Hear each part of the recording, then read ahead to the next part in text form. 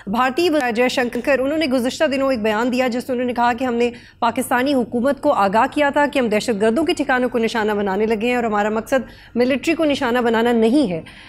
तो पाकिस्तान के पास ऑप्शन है कि वो मुदाखलत ना करे। मेरा सवाल ये है कि क्या इस किस्म की कोई पैगाम रसानी हुई थी? देखिए, ऐसी तो कोई इंफॉर्मेशन नहीं है और ऐसा कभी होता भी नहीं है।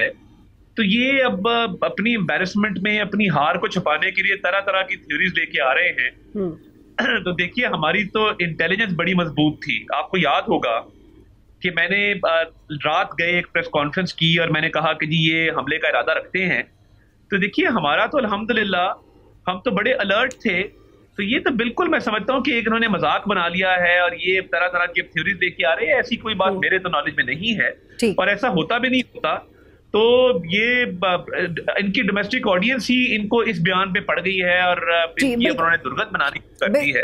बिल्कुल, तो ये बड़ा रिडिकुलस बात है। एक और सवाल ले लीजिए कि पाकिस्तान और भारत के दरमियान सीज फायर के हवाले से DGMOs का राब्ता तो हो रहा है, लेकिन बाकायदा मुज़ाकरात आपको लगता है कि जल्द शुरू हो सकते हैं?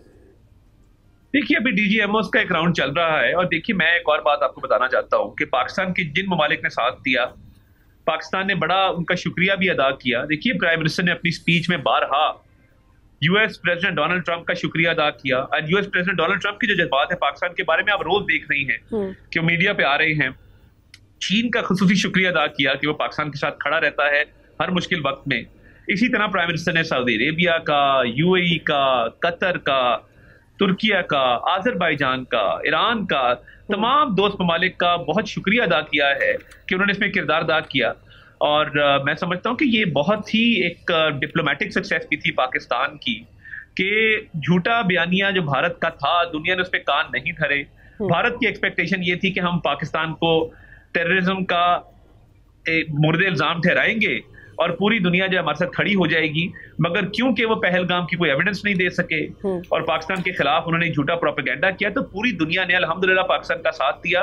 तो अल्लाह का शुक्र अदा करना चाहिए कि narrative success, diplomatic success, military success और पोस्ट सक्सेस जो आगे मामला चल रहे हैं उसमें अल्लाह ताला का बहुत शुक्र है कि पाकिस्तान प्रिवेल कर। बिल्कुल। और अता साहब, एक और खबर ये रॉयटर्स की तरफ से और आलमी इदारे ये रिपोर्ट कर रहे हैं कि भारत पाकिस्तान के लिए जो मुख्तस किया गया दरिया है चनाब, उसको वसअत दे रहे हैं उसके करीब और उसका नुकसान खुदा न खासा ये हो सकता है कि पाकिस्तान की तरफ पानी का दबाव कम होगा। तो अगर ऐसा होता है तो पाकिस्तान क्या करेगा?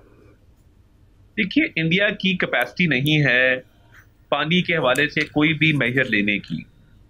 इन्होंने बहुत बड़कें लगाई कि हमने पानी रोक दिया, बट ये होल्ड ही नहीं कर सके। पाकिस्तान को पानी की फ्लो मुसलसल आ रही है और इंडस वाटर ट्रीटी यूनिलैटरली वो ना चेंज हो सकती है ना सस्पेंड हो सकती है। लीगली इनका केस बहुत कमजोर है। कभी किसी इंटरनेशनल फोरम पे ये मामला गया तो पाकिस्तान का केस बहुत स्ट्रांग है। इन्होंने बड़ी वायलेशंस की हैं। पानी का रुख ना ये तब्दील कर सकते हैं, ना उसको रोक सकते हैं, ना ये ट्रीटी को अमेंड कर सकते हैं। ये भी कोशिश इनकी नाकाम रही और ये अगर करेंगे, फर्ज करने अगर ये कर भी दें तो पाकिस्तान विल रिस्पॉन्ड। पाकिस्तान के पास तो बड़ी ऑप्शंस मौजूद हैं। सब्सक्राइब करें और बेल दबाएं ताकि कोई खबर रह न जाए।